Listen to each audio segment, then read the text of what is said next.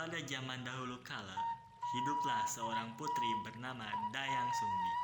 Kecantikannya begitu tersohor, sehingga banyak pria dan bangsawan ingin meninang dirinya. Namun, semua lamaran itu ditolak oleh dirinya, sehingga membuat para pria saling berperang satu sama lain. Mendengar hal tersebut, Dayang Sumbi pergi mengasingkan diri ke sebuah bukit ditemani oleh seekor anjing bernama Tuma. Dalam pengasingan tersebut, Dayang Sumbi menghabiskan waktu dengan menenun. Suatu saat, benang tenunannya jatuh dan ia sangat malas untuk mengambilnya. Ia pun berujar apabila ada seorang laki-laki yang mengambilkan benangnya, maka akan dinikahinya, sedangkan jika perempuan akan dijadikannya saudara. Betapa terkejutnya Dayang Sumbi ketika mengetahui yang mengambilkan gulungan tersebut adalah si Tuma. Namun, ia tetap menepati janjinya. Tak disangka, Tumang adalah penjelmaan seorang dewa yang akan berubah wujud menjadi pria tampan saat bulan purnama tiba.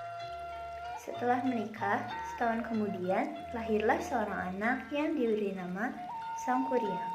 Anak tersebut tumbuh menjadi seorang yang cerdas dan pandai memanah. Suatu hari, sang ibu menyuruhnya berburu rusa di hutan karena ia ingin sekali makan hati rusa.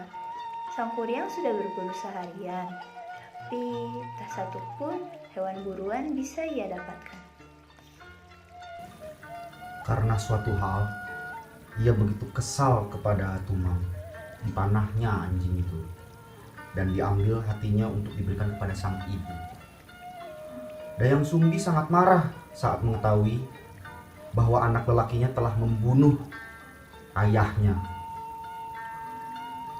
Ia memukul Sangkuriang dengan centong hingga membekas dan mengusirnya.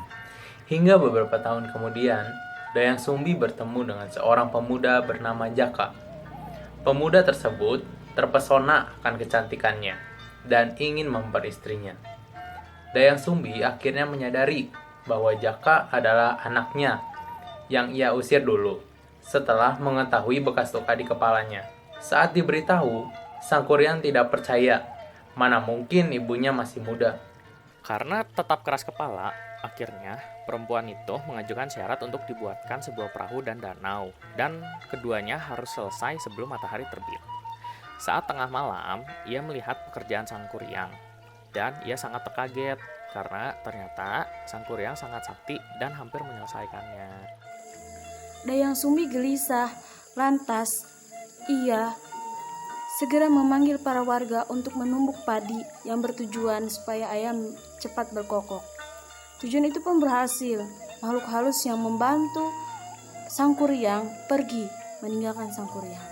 Sangkuriang tahu itu adalah rencana Dayang Sumbi.